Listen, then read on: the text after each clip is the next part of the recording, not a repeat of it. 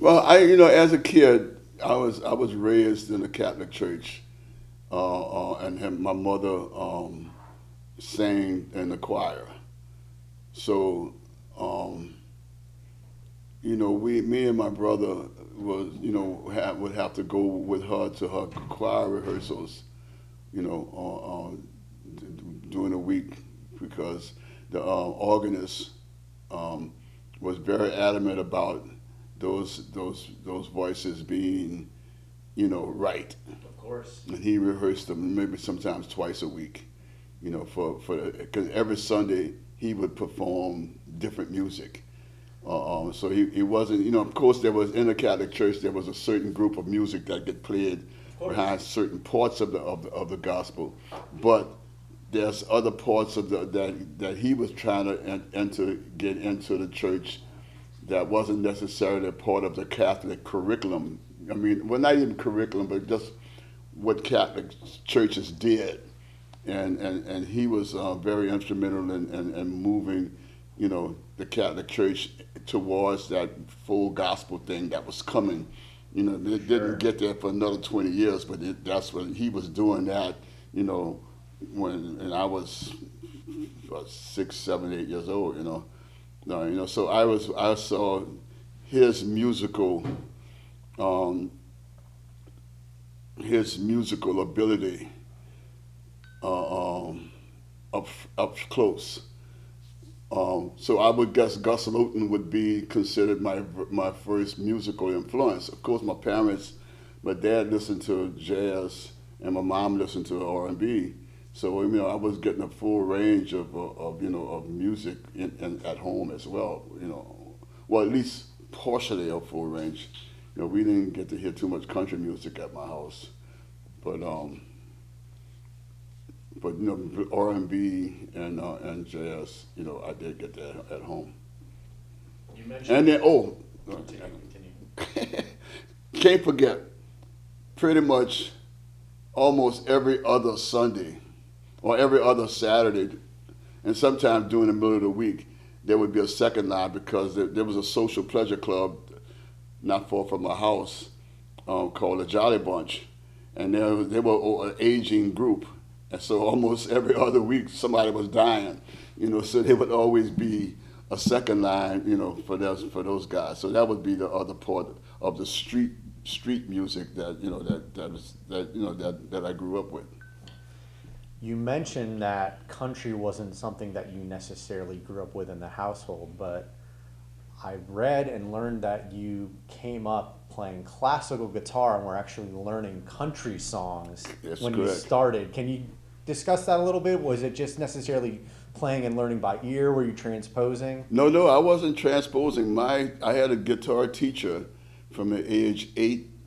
For my 8th birthday, my mother, but it really was my grandmother who bought the guitar for me. My mom got in a whole lot of trouble because my dad didn't think that instruments. Well, I mean, my mom gave me and my brother violins when we were 7 or 6 or going on 7 or something like that. And Difficult instrument for a the 7-year-old volume, to yeah, try right, and perform and with. Yes. my dad was not having that, and he kind of pretty much put his foot down that no more instruments in his house. His boy gonna grow up to work, work, and gonna work in the labor department or something, be a presser or something, that. So when I got that on my 8th birthday, when I got that guitar, my dad thought my mom, was the coordinator of that guitar, and she got into a lot of trouble for that. But it was actually my grandmother. My grandmother pulled my dad's coat to it, but the rule was that I had to take lessons in order to keep it. It was like it was a lease purchase deal back then. So if it's, I think I had maybe 6 months or maybe a little bit longer or something like that to use the instrument as long as I don't damage it, and if it's 6 months or if I don't do well, my mom could return it. But my doing well with this instrument lasted 2.5 years. Well, actually, it lasted pretty much the rest of my life. But I took lessons for 2.5 years, and my teacher, because of the type of guitar it was, thought that I should be playing It's like classical. a traditional classical. It was sit on your leg yeah, first position. but it had the gut had strings. It didn't have metal strings. Yes, the nylon. Nylon Yes. strings. Yeah. So As a bass player, it's much easier to play than an acoustic guitar. and so that's what he thought that's what I should be learning, the classical formula. And the classical formula, he thought was simpler for me to learn cowboy songs than putting a piece of Segovia music in front of me. And Yeah, say, it's a okay, daunting let's learn task this. for anybody, let alone an 8-year-old. Yeah. So that's where the country western stuff came into play. And it wasn't country western; that was cowboy music. Yeah, give us some. Do you remember some examples of artists or songs that were? No, some we of your played first memories of learning? home on the Range, and Okay, Red River Valley, those kind of Okay. things. They were cowboy Campfire songs. tunes, Yeah, they were if you campfire will. songs. Yeah, it Interesting. definitely wasn't country songs. Amazing.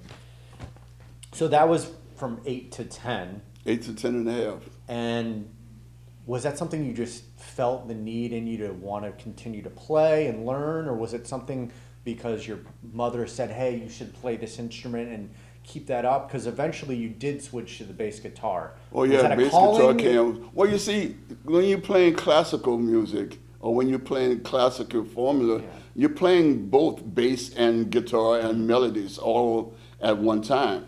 So so I learned how to play bass as early as I learned how to play chords. Mm-hmm. So it was all a part of the same thing. So going to the bass guitar, 8 years later was just a piece of cake because I already knew how to play the bass. And the fact that for those 2.5 years I was very excited about moving towards what I was doing. The only thing that changed my views of what music that I was playing was that one day going to my classes, I changed my routing to go from my house to the bus line and went a different route. And when I went that different route, I heard some other music, and I noticed that the older gentleman that was playing the guitar was using the same classical formula, but he was playing, St. Louis Woman, and he was playing blues songs, and I said, "Oh, that's me." Love it. That's where I want to be. So that's how that changed. But anyway, the whole idea of playing bass that came much later, is just because of the classical training. You were actually a rhythm guitar player for a while too, correct? Yes. Mm-hmm. And you mentioned that it was almost going out of fashion at that time, which to me now seems crazy that, the idea of the bedrock, the rhythm of the music was going passe to the soloist because everybody wanted to do that.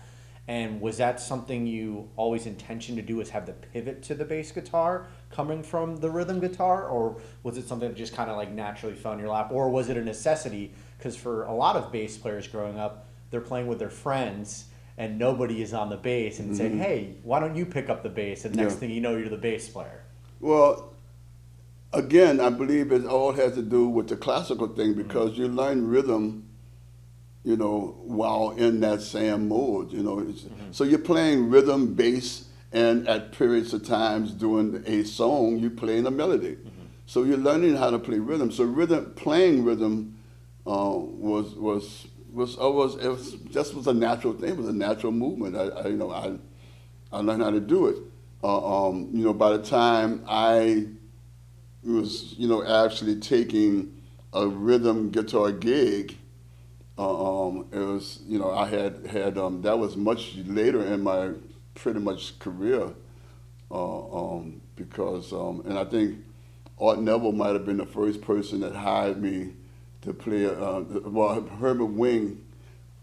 Art had, always called Herbert Wing if he had something, and Herbert was busy that night, and he sent me as a sub.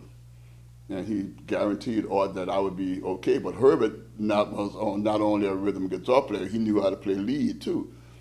But he sent me with Art, thinking that I would be okay, and I was until Art turned around and started telling me to take solos, and then I said, I don't solo. I don't have a clue how a solo starts or what to do with a solo thing, you know. So you know, at the end of that night when he was bringing me home, he didn't say a word to me for that 40-minute drive, and he got about 3 blocks from the house. And he turned to me. I guess he said that to me. He waited that late just in case I got angry and he could throw me out of his car. I'll be close to home. I'm not sure. But he looked at me and said, "Man, you're the worst guitar player I ever known." I say, "Oh, I'm sorry, man." You know.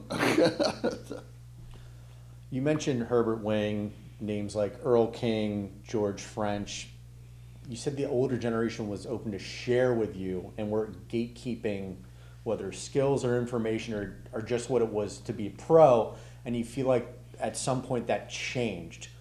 I'd like to know, why do you think they were so receptive to you being a young musician who was willing to learn, and why do you think now some of the older generation might not be as inclined to want to share? But having said that, in New Orleans, it seems to be that the community is wide open and people are very nice and willing to help and teach each other. I'm gonna disagree. Okay.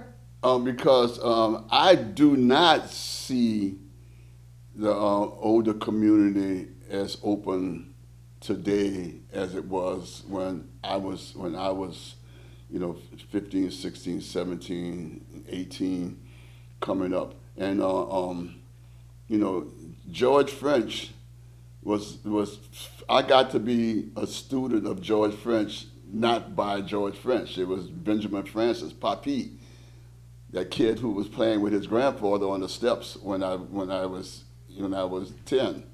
you know, who introduced me to George French, you know, through the music of Earl King, you know, through some of the recordings that George had done, you know, in his younger years.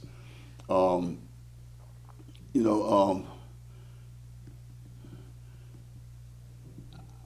was a student of the music that the R&B, the radio stations at home here was playing, the WBOKs, and then at some point I believe WYOD became a part of it.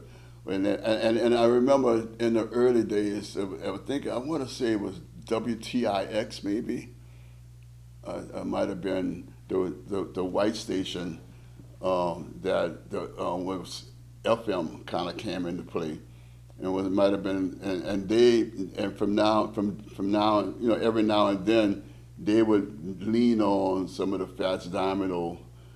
All during Mardi Gras season, Professor Longhair would always get played on there. But other than that, you didn't hear too much local music on Tix. You know, but on BOK, again, there weren't that much local music getting played because, you know, the R&B stations, you know, the A&R people from all the record labels that had, you know, the Ray Charles and, you know, all those big artists, they were coming down here paying the payola mm-hmm. thing to get their music on the airwaves, you know, in black homes.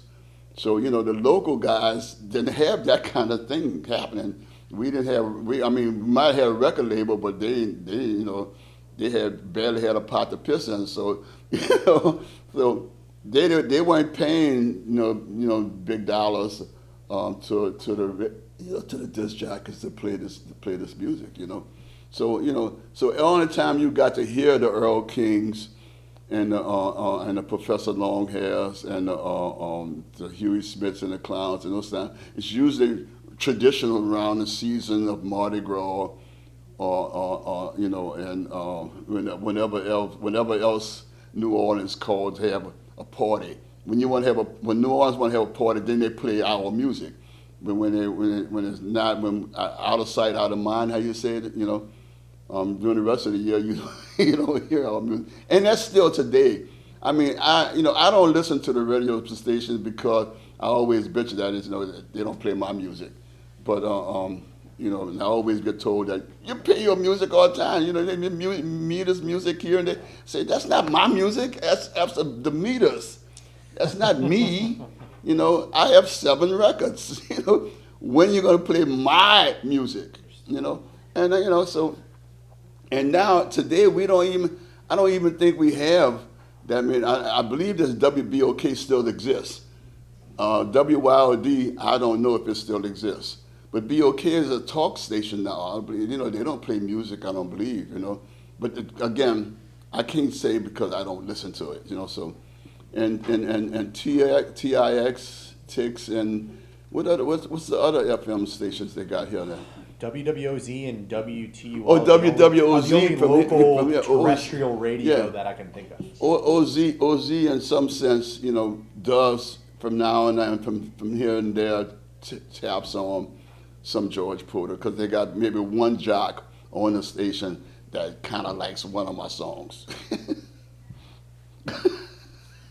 She's going to scream at me.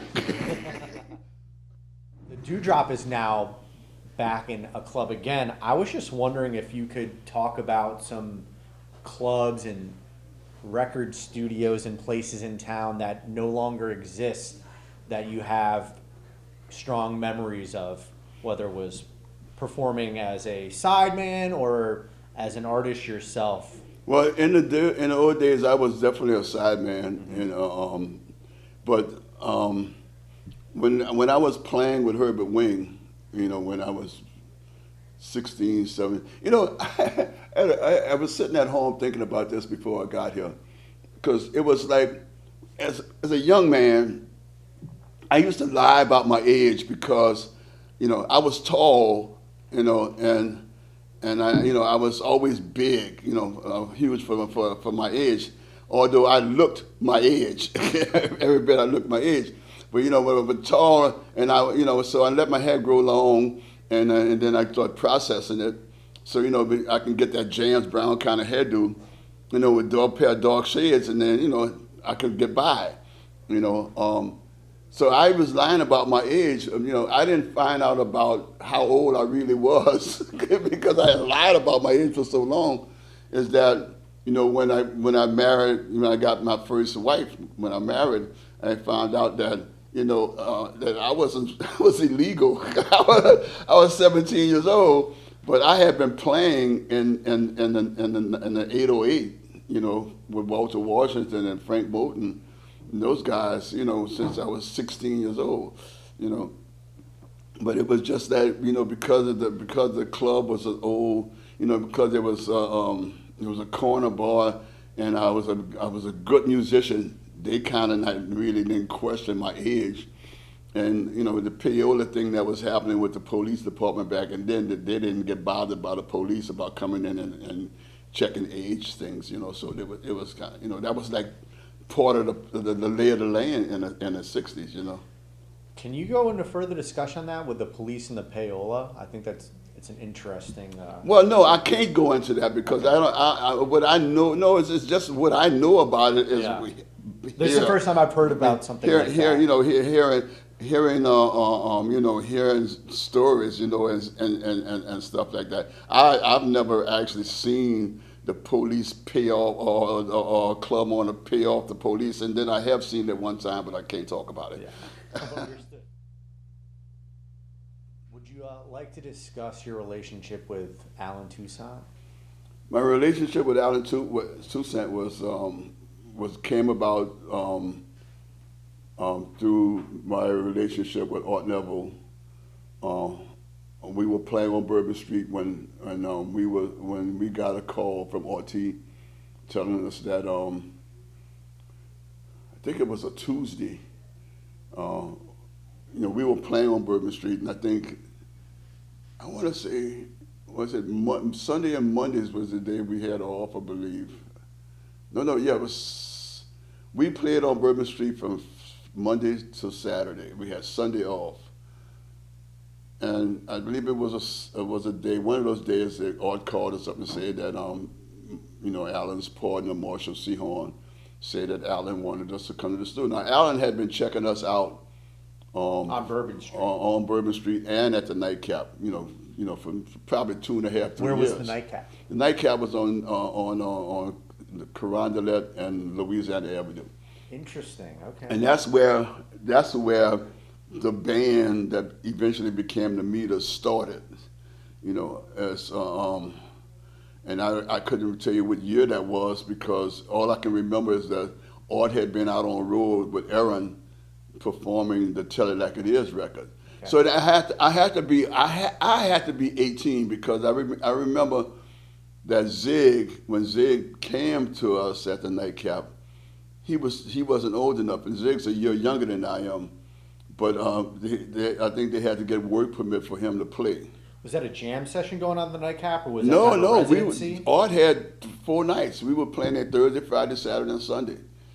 And while also doing Bourbon Street gigs. No. This is before we were doing the Bourbon Street. Okay. This is we moved from the Nightcap. Was that considered a step up from the Nightcap to Bourbon Oh yes, Street? absolutely. Yes, from the Nightcap to the Bourbon Street was considered a step up. Yeah. Okay. And it was a step up to some degree. But when I look at it, we were playing 4 nights a week at the Nightcap, and I don't remember what the take-home pay was, but I remember that the take-home pay for the 6 nights on Bourbon Street was almost the same. Yeah. so we stepped up to play more, not to get paid more. And were these those marathon gigs that you see now on Bourbon Street, where it's almost like an 8-hour work shift with? Back then, no. It was back then we would play 4 hours, but it would be. But then sometimes like on weekends, it was up to us. We can play as long as we wanted to, and more than likely between when our shift ended, and the joint and the rest of the Bourbon Street was shutting down, and a lot of the people that worked on Bourbon Street. Our band had become like a street phenomenon. It was happening, yeah. And we were happening. So the crowd, the joint would get packed with other employees off of Bourbon Street, and they tipped well, and stuff. So we would sit there on a Saturday and a Friday and a Saturday night and make almost a week's pay in tips, each. Were you playing original music then, or was it a combination of originals and covers? No, we were playing. The culture of Bourbon Street at that time. We were a cover band. There were a couple of pieces of music that we used to play. That 2 of the songs eventually made its way to a Meter record, "Sophisticated Sissy" and "Sissy Strut." Both of those songs. Well, "Sophisticated Sissy" was something that Leo kind of, "Sophisticated Sissy." We used to play that as our break song. It was a break song, and when we went in the studio, it got to be one of the songs that became a record. But yeah, in Meter world, there was a lot of songs that came out of jam sessions, One, "Look a Pie Pie" got wrote in the car, coming from I don't know, from somewhere up north, going to Atlanta, Georgia, to do a session, and the car, we blown a piston in the car, and the car was saying it was making that sound. And the band, Zig started beating on the top of his pissing Art off because he said, "Hey, stop beating on my car." And Zig was beating on the roof of the car. And we started singing, "Bounce, bounce, bounce." And the car was singing along with us. And when we got to Atlanta, that "Look a Pie Pie" was born in that Mercury. It's amazing. I want to bring it back. You're playing at the Nightcap and on Bourbon, and Allen had checked you out. So you guys were aware of each other, and at some point did he reach out to you before and say he was interested in having you guys come in and work on some sessions, or was it just a kind of a cold call? No, he never spoke to none of us. I mean, or to me. But Leo Nosentelli had previously recorded some Lee Dorsey stuff with Allen. Okay. Leo had a history with Allen, and Art also had a history with Allen because Allen wrote Art's big hit. Do you have any memories of some of your favorite sessions, whether as a band leader, sideman with the meters, any stories you'd like to tell about that? There's no real historic memories. Yeah. Most of the time, in the studio, it's an experiment. You're sitting down and you're writing a song, and you're hoping that it's something that someone will hear.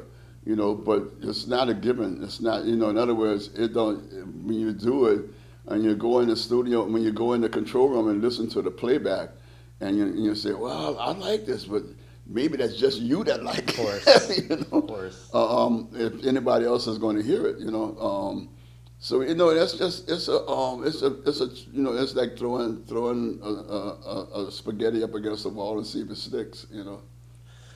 Are there a lot of sessions and things like that never even saw the light of day that you were on, or sometimes you'd be in the car and say, "Hey, that sounds like me on there"? Oh yeah, I've done that many times. Yeah. Many times, and I turn around and say that my young tech Joe. He, I might be with him. We be setting up or something like that, and I hear a piece of music come on and say, oh, "That sounds like me." He said, "That is you, Porter."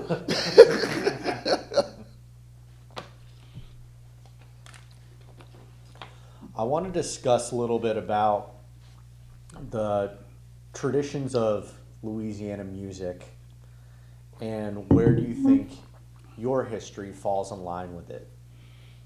Well, I'm not sure if I'm qualified to be a spokesperson on the history of the traditions of Louisiana music.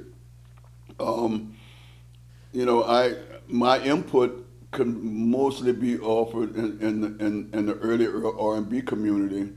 Working with the Earl Kings and the Lee Dorseys, and a little bit with Cato. Not a whole lot of work with Cato. Benny Spellman.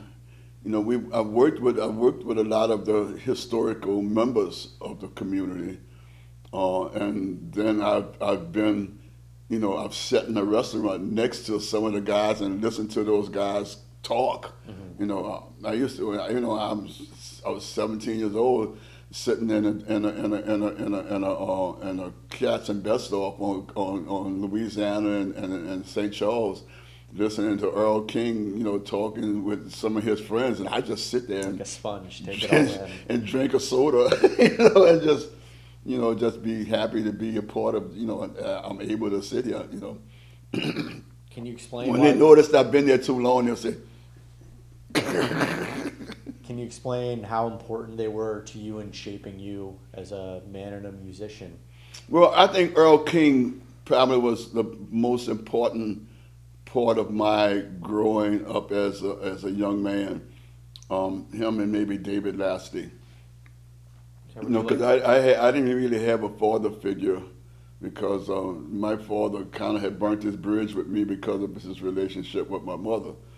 It wasn't until I got sober that I thought that me and him was going to have a chance at starting a relationship. And when I got out of the treatment center, he died the same night I got out. So, we didn't get to do that. But Earl King, I think Earl King and David Lasty probably was those father figures. And they didn't, neither one of them told me what to do. They always told me what not to do. And then they left the what to do on you. It was for me to decide that what to do. But they were definitely, informative about what not to do. And those are the things that I've kind of learned more than anything. Allen Toussaint musically, had a wonderful music input to and thing. And again, with him, it was not as much of what to do as what not to do. And those are my lessons. That I guess I think that if anything, today in the when I'm working with younger players, I kind of remember, that it's not what you do, it's what you don't do. Trial by fire. It's gonna make this work. Um, I want to see, where do you think that Louisiana music will be heading in the next decade or so? You mentioned talking about some of these younger musicians and players.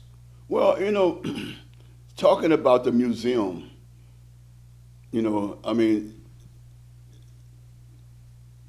if the museum does it right and is as educational about where our music legacy came from and how it got here, and if the younger generation is paying attention, then they may learn something.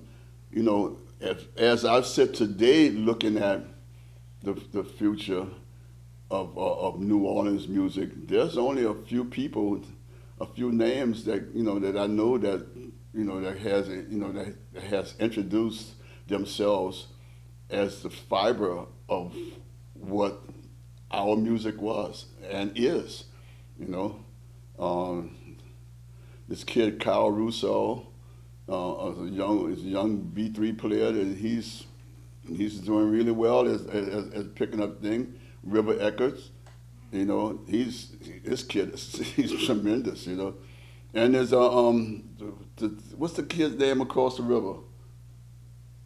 Toussaint. August? August. There's those guys. And those young players, have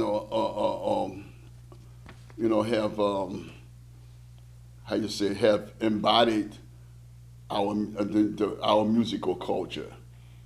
Now, I have heard Rivers say that his peers aren't as adventurous musically as he is.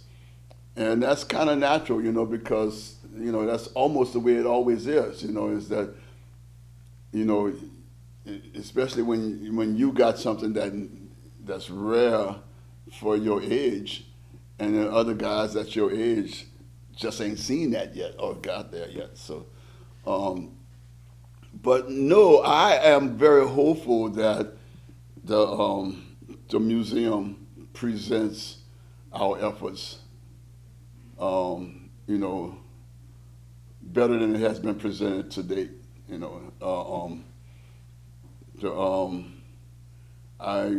I like to say, I think that right now, what we have done in music and legacy and cultural barriers, I believe they call, in this city, has gotten, grossly overlooked.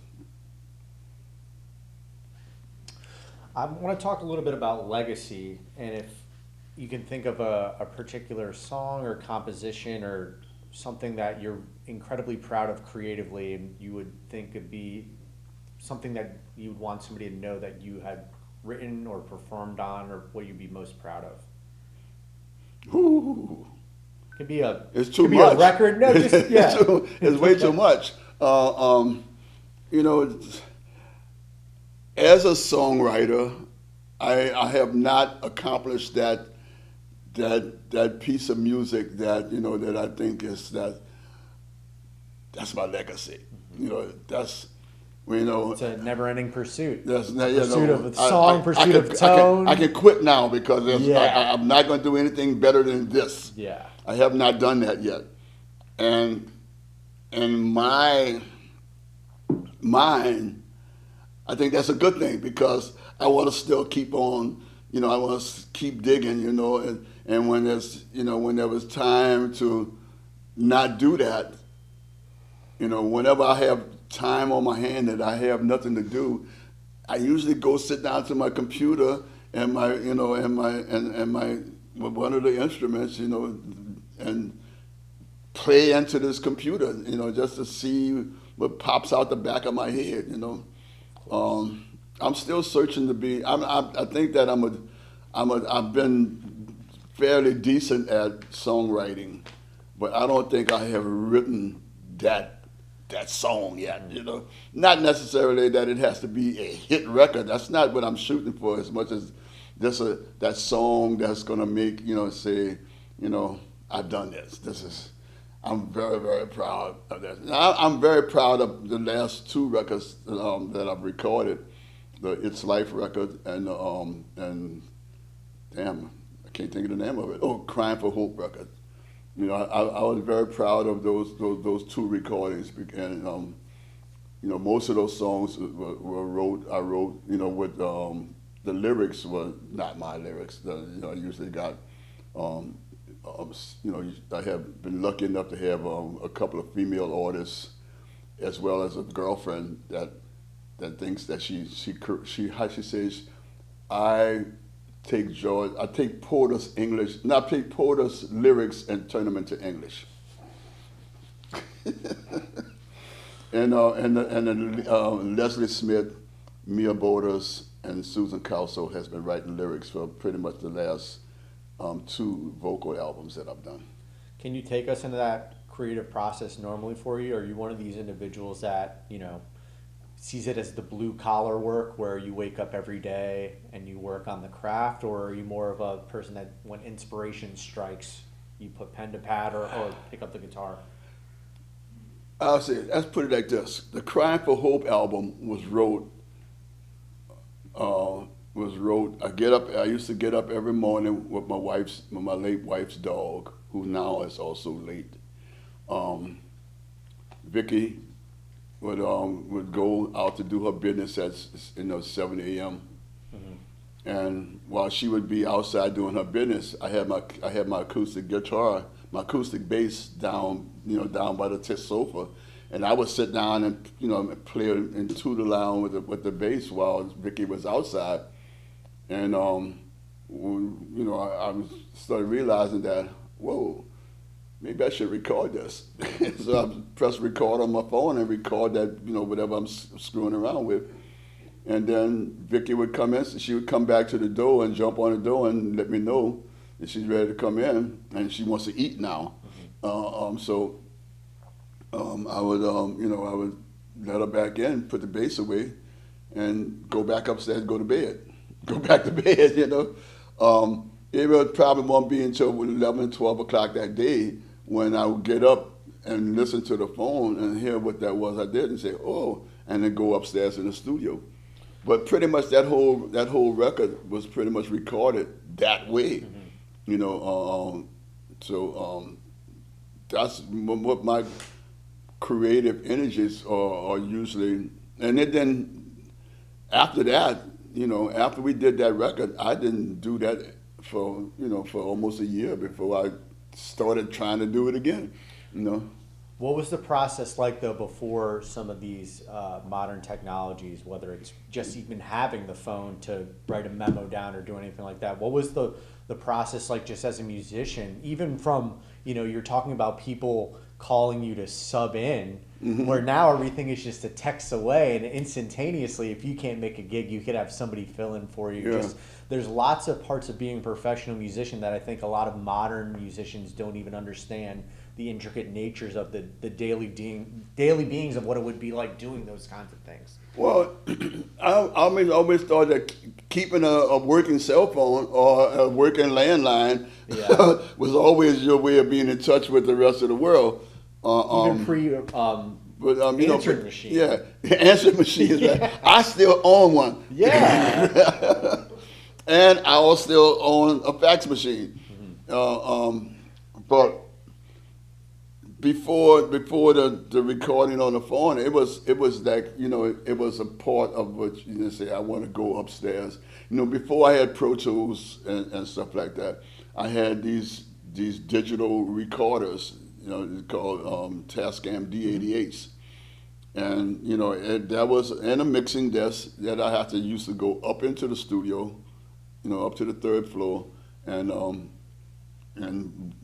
sit down. And grab the bass and start playing, and it would be the same concept as that. I would play something on the bass, and then just press record. Or a lot of times, what I used to just go and do is just press record and just start playing, and I might just play for an hour, stop the machine, and walk away, and come back. Come back maybe next day and just listen at what was done. That was my process of recording. Say 15 years ago. What about in a group setting though, where now, if you wanted to show me a song or idea, you could just send it through the phone. But back then, you'd have to individually record it and then have your buddies come over and listen to it if you wanted to teach them a song, or you'd have to take the actual recording and bring it somewhere else. It was just a different time. Well, that's the way it worked. We I never really called the guys into the studio until I had enough music, four or five songs to spend their times, because a couple of the guys have to come from across the lake, Baton Rouge, So you don't just gonna call a guy in for one song. The idea of bringing somebody in to work is we're gonna come in and work for 4 or 5 hours, and that's what they do. Usually, my thought process is to have enough music there to bounce off of everybody and the thing. Now, before the modern stuff, yeah, I have sent music in advance to the players to have them, hear what I'm thinking. Yeah, that was. I guess probably over the last 20 years is pretty much how anybody does it. You mentioned 4 or 5 hours for a session. Was that a typical session length back Well, in the day? I guess you could pay for the whole day, but the musicians union says 3 hours. Because now it's like, but no, you can direct you 12 hours, get as much down as you can every we day. in my house. Your house, your rules. The union, the house is my rules, house rules, and but no, it's when you start playing and everybody is enjoying what's going on, when it's time to say no. It's time to quit. When it feels good, you want to do it forever, and when everybody gets a little burnt No, out. the new record, Porter's Pocket. We went in the studio. We booked the studio as a solid hour. We had the studio 24 hours, and we went in, and there were probably 5, maybe 6 songs that were live gig thoughts that we brought in, Road tested. And the rest of the songs is some, Chris Atkins brought in a song that nobody heard before until he brought it to the players that morning, and Michael Limler had a song that he brought in. And Terrence had a pocket that he started playing, and I started writing a bass line against that pocket that he was playing, and that ended up. So we ended up that we booked the studio for a week, 5 days, and we recorded 4 days. Not a day for mixing. 4 days for 8 to 10 hours we stayed in the studio. It's a good day's work. Yeah, and and it was like this. Michael had gigs, had a gig, go out on a gig, and Chris had to run off to get his kids, and life gets in the way. But while he runs off, Michael would do his overdubbing and stuff like that. Utilize the time properly. And things like that. And then there was a couple of things. So we ended up when we did that session, the Porter's Pocket session. There's 2 other projects in that sound. We recorded almost 38 songs. In the 4 days. In the 5 days. In the 4 days, yeah. And and one of the projects is going to be or my favorite old R&B songs, Fantastic. And then the other one is the trio for the Porter Trio. It's just Michael Limler, Terrence, and myself. Obviously, you've had a prolific career as a studio musician, Simon, and I want to talk about a little bit of details. You're mentioning that sometimes you had these songs tested and would come into the studio and play, and sometimes you would do stuff on the fly. Is there a way you prefer? Because some artists, they don't want to do anything new in the studio. They want it to be regimented and before. And other artists will book studio days and not even have anything ready and just kind of throw things at the wall and see what happens. Is there a way that you like to operate, or would it depend on an artist? It's different being a band leader and a session musician too in that regard. Well, you know, let's put it this way. When you're working in a studio where you're on a clock, then it's very prudent that you go in as much of this stuff prepared to get done as possible. Mm-hmm. But when you're working on the third floor in my room, we can stay there all day and all night. There's no clock, you know. The only clock is your stomach when you get hungry. Then it's time to call the Subway and order some sandwiches, you know. Some people don't play as well when they're hungry. Yeah, right. You know, and usually after I eat, I want to take a nap. Yeah. So like, you know, so it's you know, that eating could be dangerous for me because I want to lay down most of the time. No, I don't. I kind of like the fact that being able to go in and experiment.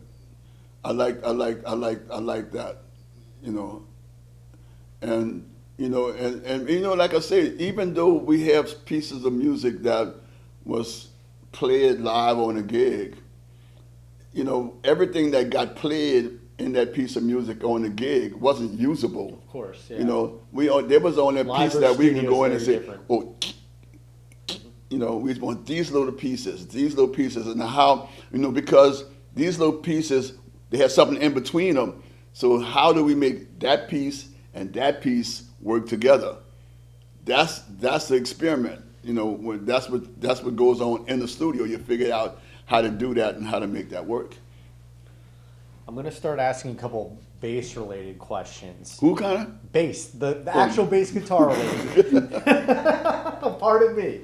Talk about, you've become a forefather, not just of funk, but as a precision, as a P-bass player. When you started picking up the instrument, did you think that you were going to stick with that? Because we discussed that you've never really messed around with five, and there have been so many different iterations on the instrument of what has become modern and trendy, and it's come back around to the P-bass. And when people think of P-bass, they think of George Porter Jr.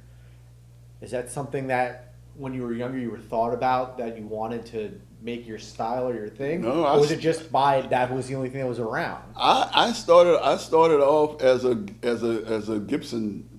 Interesting. Bass guitarist. My first. Do you remember what it was? Your first bass? I think it was an EBO. Fantastic. It was almost like a reggae bass. A hollow body bass. Then I went from there to the 1, 2, and 3. And then while in Atlanta, Georgia, recording the Look a Pie Pie record, I was having trouble with my the EB3, and we saw this Telecaster sitting in the corner with cobwebs on it, you know. Not cobwebs. 59 Telecaster bass. It was how do you say? It was a '63 Telecaster. Okay. Years later, I was told that was one of the first 100 Telecasters came off the line. Well, after I found that out, the bass never left the house again. Of course. But that's when I moved over from the Gibson basses to the Telebasses. So that was the Look a Pie Pie record, had that Telecaster on it. The very first one had the EBO on it. Mm-hmm. The other two basses didn't make it to the studios. The EB1 live and basses EB2. as opposed they to were studio, live, yeah. And I didn't have, and I didn't never had at the time. I never had multiple basses at one time. And they would usually course. one go in, one go away, and I'd course. get a new one. You don't realize something is meant for the road, Right. something is meant for the studio. And the EBO, I don't know where it went. I don't have a clue what happened to it or where I left it somewhere. I don't know. I never knew what happened. I know the EB2. My little brother, I gave that bass to my little brother. And he, when he ran away from home to join the military, he pawned that guitar to get some money so he can run away. And the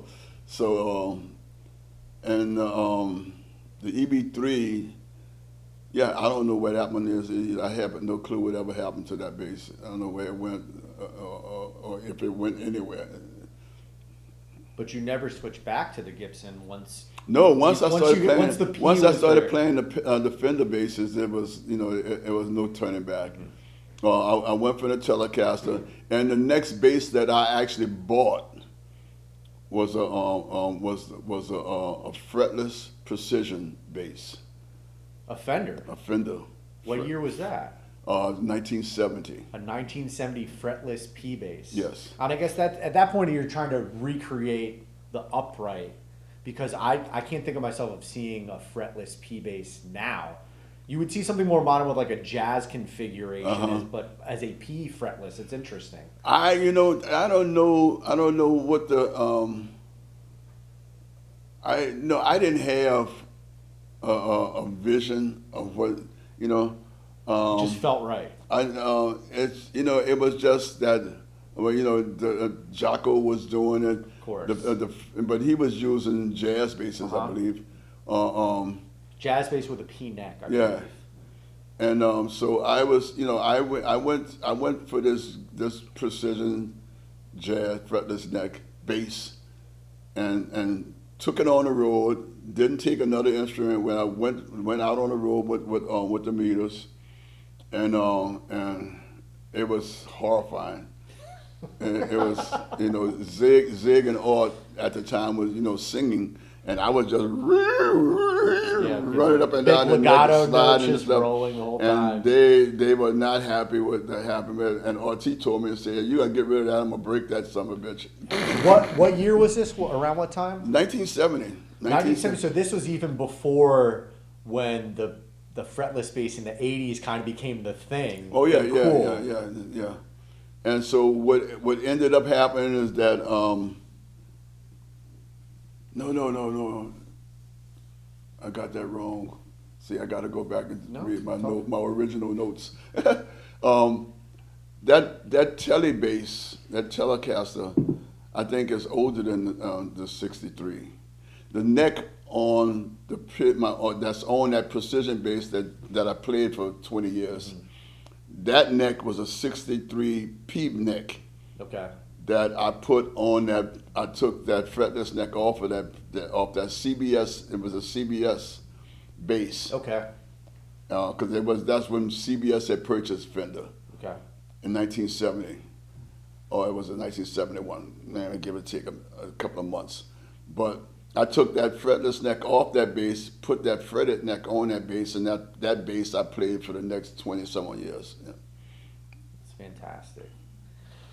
You're talking about, the future and your record, Porter's Pocket. I saw that this is just an instrumental record.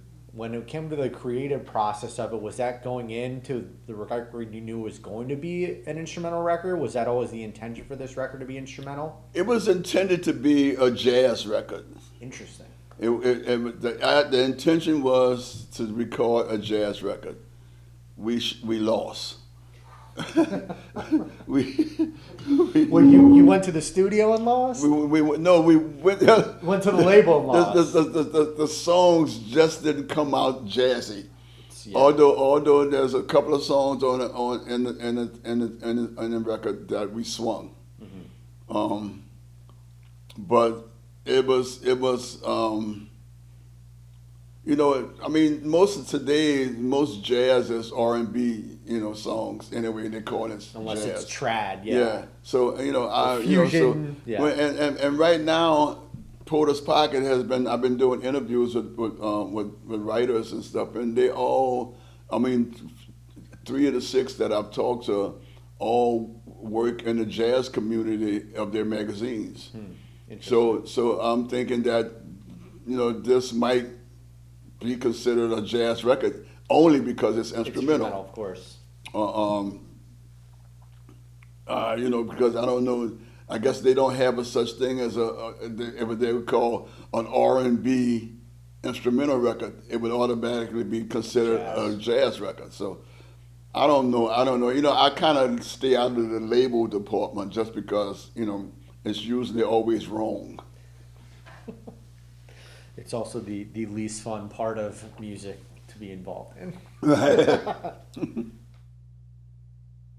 After Art told you in the car you're the worst guitar player he'd heard, how did your relationship evolve? Oh, well, I didn't see him for probably a year maybe. The next time I saw Art Neville, I was playing with a young man named Irvin Bannister at a club called the Cindy Club on Galvez off of Washington Avenue. And across the street on the corner of Washington and Galvez, there was this black club called, what was it called? Was it Charlie's Corner? Yeah, maybe I think it was Charlie's Corner. And it was like a key club, but it wasn't a key. You knock on the door and the guy opened the door window and look out to see if he recognized you, and if he knew you, he'll let you in. Well, Fats Domino was a frequent visitor over there. And on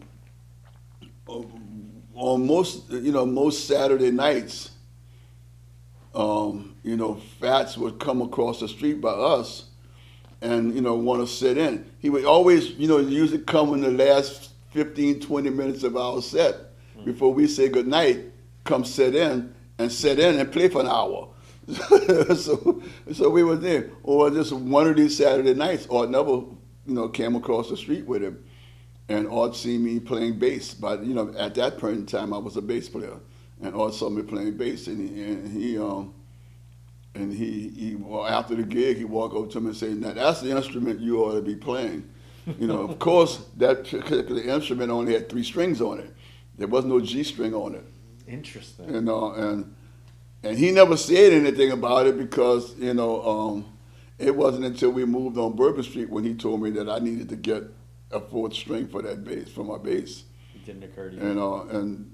That's when I went to my mom and told her I needed to get a 4th string.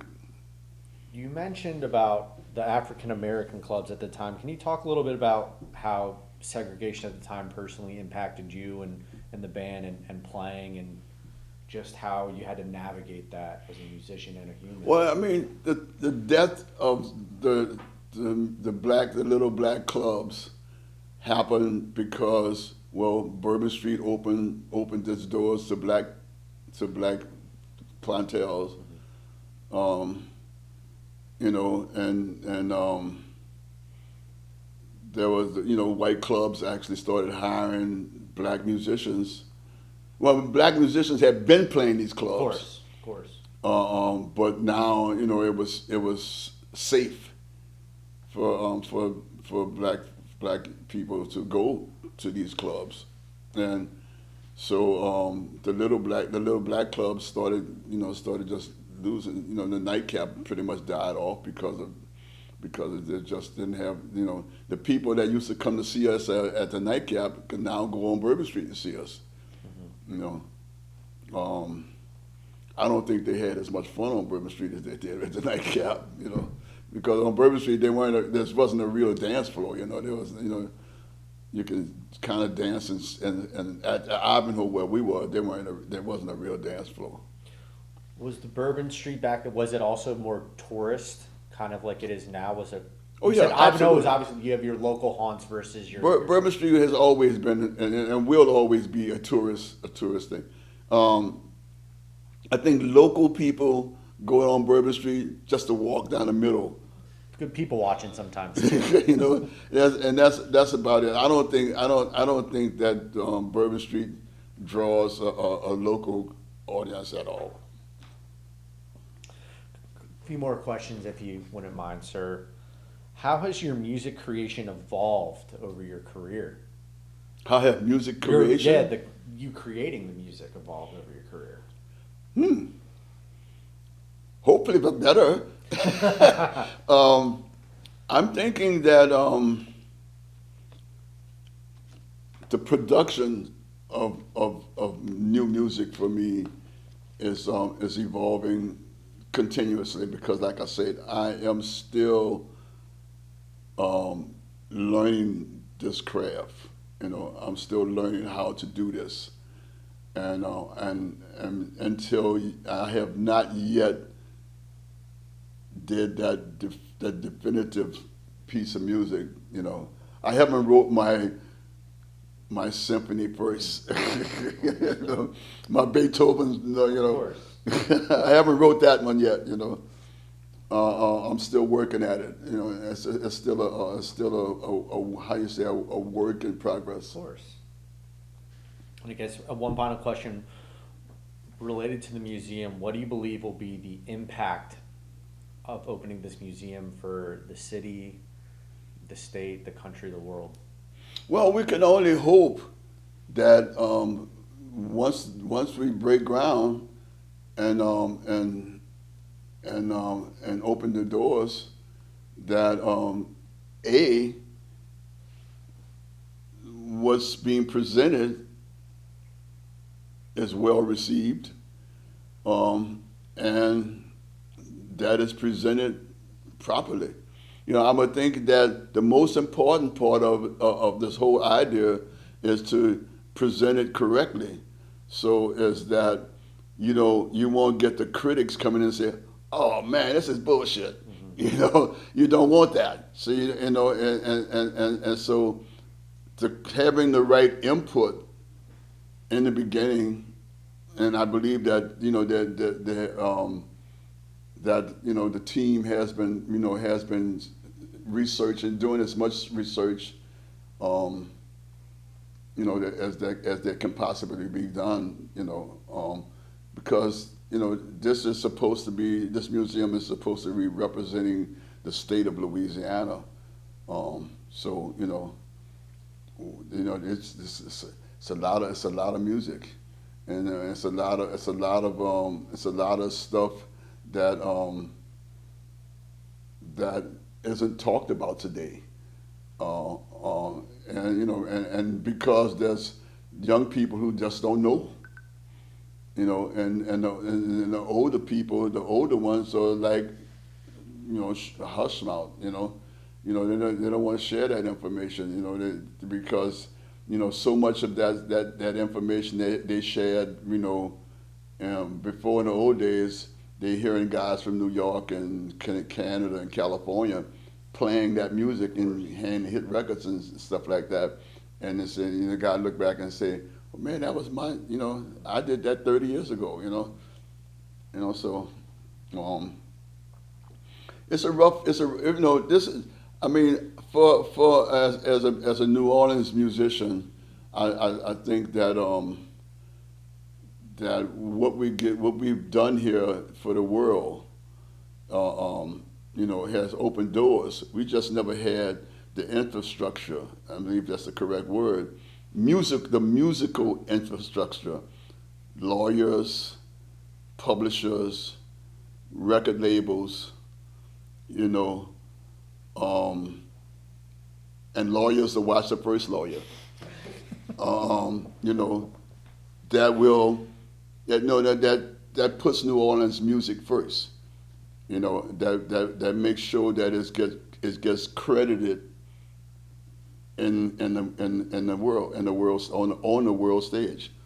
That's what's missing here, and I don't, I may be wrong. I mean, I don't know what NOCA does. I don't know. I understand there's another school of music here too now, but I don't know if those people of those schools teaching about the business of music. Because as long as they're just teaching you how to play your instrument, then it's like going out into the world and and they screw you, and they don't use Vaseline. You know, it's just the way of the world. I can't think of a better way to end than that right there. Thank you so much for your time, Mr. Porter. And we can't thank you enough for doing this and sharing your story. And we're so proud to have your legacy as part of the museum and an advocate for what we're trying to do here. Thanks for having me.